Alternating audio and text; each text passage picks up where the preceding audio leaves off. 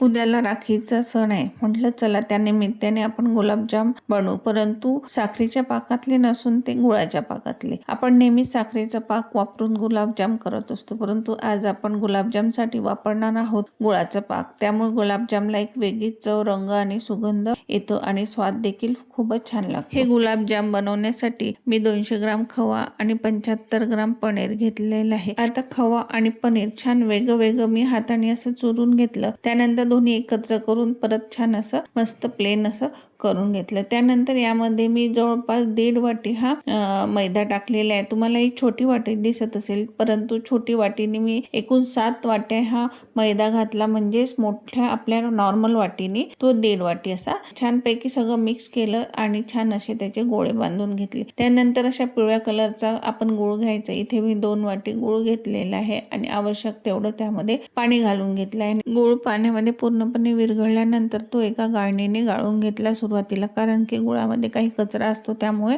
ते गाळून घेतलं आणि त्यानंतर छान अशी उकळी येऊ दिली. एकतारी पाक आपल्याला करायचा नाही. एकतारी पाकाच्या आधीची जी कन्सिस्टन्सी असते त्यापर्यंत आपल्याला हे उकळून घ्यायचं आहे. त्यानंतर छान तेलात असे हे सगळे गोळे तळून घ्यायचे आणि तळताना एक काळजी घ्यायची की मंद आचेवर तळायचं. तेल फार गरम करायचं नाही, नाहीतर हे लागून येतात आणि तेल थंड जर असेल तर हे त्यामध्ये फुटून जातील. म्हणून अगदी मंद आचेवर हे गोळे त्यामध्ये होऊ द्यायचे आणि थंड झाले म्हणजे पूर्णपणे थंड करायची नाही, साधारण थंडे झाले की गुळाच्या पाकामध्ये टाकायचं आणि पाक देखील पूर्णपणे थंड नको, थोडासा गरम हवा. अशा प्रकारे इथे आपले छानपैकी असे स्वादिष्ट अप्रतिम चव लागणारे गुळाच्या पाकातले हे गुलाबजामुन तयार झालेले आहे. तुम्ही देखील करून बघा, खायला अतिशय उत्तम लागतात आणि माझ्या चॅनलला लाईक, शेअर, सबस्क्राईब जरूर करा. धन्यवाद.